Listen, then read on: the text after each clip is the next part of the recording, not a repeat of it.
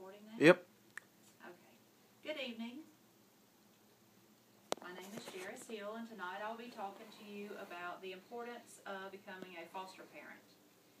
There are so many people that cannot have their own biological children, and this can be very overwhelming. But the good news to this is there are so many more children that need a warm, loving, caring, and positive home that do not have one. Becoming a foster parent could be the very answer that you have been looking for. This is very rewarding and satisfying experience for you as well as the child or children being fostered. So many children go through things that they should not have to go through, but being able to offer them that place to call home would be amazing. Foster care is meant to be a short-term placement for children that have been removed from their biological families, but it can last an indefinite time, even leading to the adoption of the child or children if the situation arises. Most of the first placement attempts are made with other family members of the child or children. However, this does not always work out for the best interest of the child. If there are family members available at the time foster care is needed, the state prefers that the child be placed with them to keep the children in his or her biological family. However, sometimes there are no other family members available or even in a better position to take the child. Others, such as a teacher or someone that has been in the child's life prior to the arrangement, may be considered to take the child, but that too does not always work out. When these options have all been exhausted, then foster care is the only other option. Depending on the circumstances, these could be an overnight stay or several year stay. Again, depending on the circumstances, this could turn into an opportunity for an adoption. The number of children in foster care, not only in the state of Georgia, but throughout the United States, is unbelievable. According to an article in Time magazine in 2000, in 1995 there were 250,000 children in the country's foster care systems. In 2000, the number jumped to between 550,000 to 560,000 children in foster care. That is a huge number of children that could not say they had a family or a home to go to. Can you imagine knowing or being in this number? Wouldn't you want to know that if this was your family, that you would want to be in a place where you could take the child into your care? At this time, on a more local level, just in the state of Georgia, there are 7,700 children in foster care, and out of that number, 250 children are awaiting adoption. That number can be decreased by you becoming a foster parent. Most of the time, the children that end up in foster care are children with special needs. These include all ages of children with any type of need, from mental to physical. These children are the more difficult to find homes for simply because of their disabilities. Children can be placed into foster care voluntarily or involuntarily. Voluntary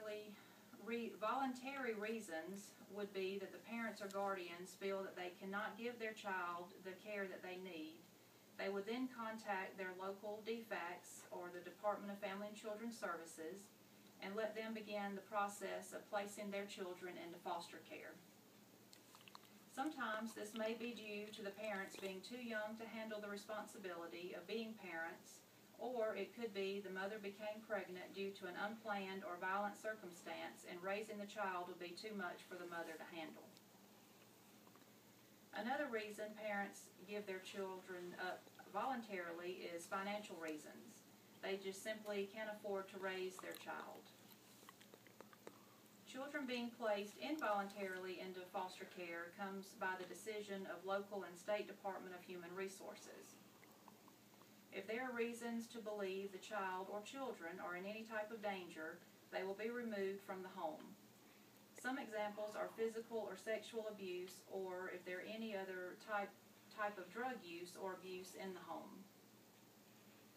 If there are any reasons to believe the child or children are being neglected in any way, they will be removed. Some examples are malnutrition, not being fed or kept clean, or being left alone at an inappropriate age. These are all reasons the children can be taken away from the home without the consent of the parents. In conducting an audience analysis survey, I asked a few questions related to foster care to a class of different aged people, and I would like to share the results with you at this time. The first question was, should a single person be allowed to foster children? The results to that question were 100% yes, just as long as they adhere to the rules and regulations of becoming a foster parent. Second question, should foster parents have first choice to adopt a child in foster care over the biological family member? Those results to this question were split. Some people felt that yes, the biological family should have the first chance to adopt if the situation arises. Others said that the foster parents should get the first chance because that family had already had the opportunity to take the child in their custody prior to the children being placed in foster care. The third question, if the foster child leaves foster care, should the foster family be allowed to follow the child in his or her future? Most of the responses were yes, especially if the child has been in their care for any length of time. Some said it should depend on the individual child and if they are old enough to make that decision. Number 4, should foster children call their foster parents mom and or dad? The response to this was 100% yes.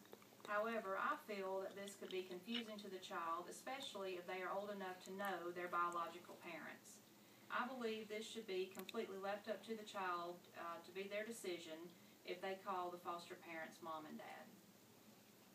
The last question, if the biological parent visits are causing disturbance or behavioral issues, should the foster parents be allowed to stop the visits?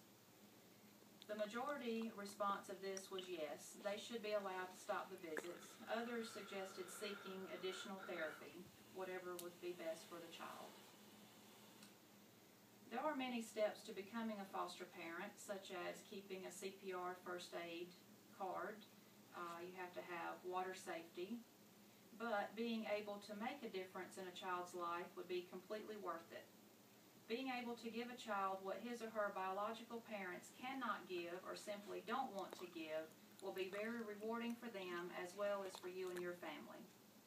Contact your local Department of Family and Children Services now to find out what needs to be done to start this process of making a difference in a child's life.